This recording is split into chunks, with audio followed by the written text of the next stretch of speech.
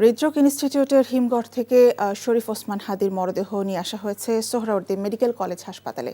সেখানে ময়নাতদন্ত করা হবে ইনকিলাব মঞ্চের মুখপাত্র শরীফ ওসমান হাদির। সকাল 9:30টায় হাদির মরদেহ ময়নাতদন্তের জন্য হৃদরোগ থেকে সোহরাওয়ার্দীতে আনা হয়। হাদিকে উন্নত চিকিৎসার জন্য নিয়ে যাওয়া হয়েছিল সিঙ্গাপুর জেনারেল হাসপাতালে। সেখানে গত বৃহস্পতিবার শেষ নিঃশ্বাস ত্যাগ করেন তিনি। শুক্রবার সন্ধ্যা 5:45টায় শহীদ হাদির মরদেহ ঢাকায় পৌঁছায়। সরকারের উপদেষ্টা, রাজনৈতিক দলের নেতারা মরদেহ গ্রহণ করেন। পরে শহীদ হাদিকে নিয়ে যাওয়া হয় জাতীয় হৃদরোগ ইনস্টিটিউটের হিমঘরে।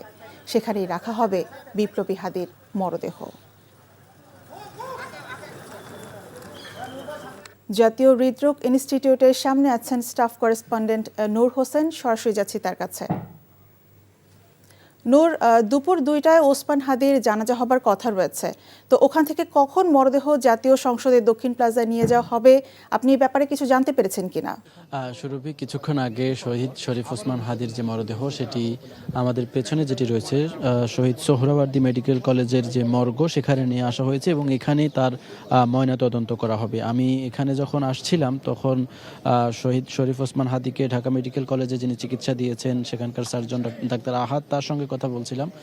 তিনি বলছেন যে এখানে তার ময়নাতদন্ত শেষ হবে। ময়নাতদন্তের পরে ধর্মীয় রীতিতে যে গোসলের কাজ রয়েছে, আরও আনুষঙ্গিক যে আনুষ্ঠানিকতা রয়েছে, সেসব এই মর্গটিতে শেষ করা হবে এবং শেষ করে এই মর্গ থেকেই তাকে যেখানে জানাজা হবে জাতীয় সংসদের দক্ষিণ প্লাজা এবং মানিক মিয়া অ্যাভিনিউতে, সেখানে নিয়ে যাওয়া হবে এখান থেকে।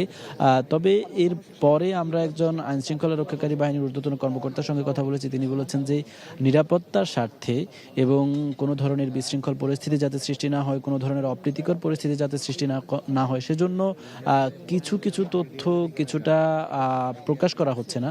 ঠিক কখন নাগাদ, ঠিক কতটা বাজে, কখন তাকে নেওয়া হবে, এই বিষয়গুলো প্রকাশ করা হচ্ছে না, যেহেতু নানা ধরনের বিশৃঙ্খলা, নানা ধরনের অপ্রীতিকর পরিস্থিতি সৃষ্টির আশঙ্কা হচ্ছে, সেজন্য এগুলো বলা হচ্ছে না। তবে তার পরিবারের সদস্যরা যারা রয়েছেন তারা এখানে এসে উপস্থিত হয়েছেন।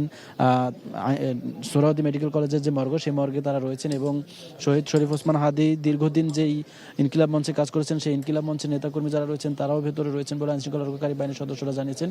এবং সার্বিক ব্যবস্থাপনাগুলো পরিবারের সিদ্ধান্তে হচ্ছে এবং পরিবারের তত্ত্বাবধানে হচ্ছে। এছাড়া শহীদ শরীফ ওসমান হাদির সঙ্গে যারা দীর্ঘদিন কাজ করেছেন তারা সহ সিদ্ধান্তগুলো নিচ্ছেন যে তাকে কখন কিভাবে নেওয়া হবে। এই বিষয়গুলোতে আইনশৃঙ্খলা রক্ষাকারী বাহিনী তাদেরকে সহায়তা করছেন। সুরভি, জানছিলাম ওসমান হাদির জানাজার সবশেষ খবর।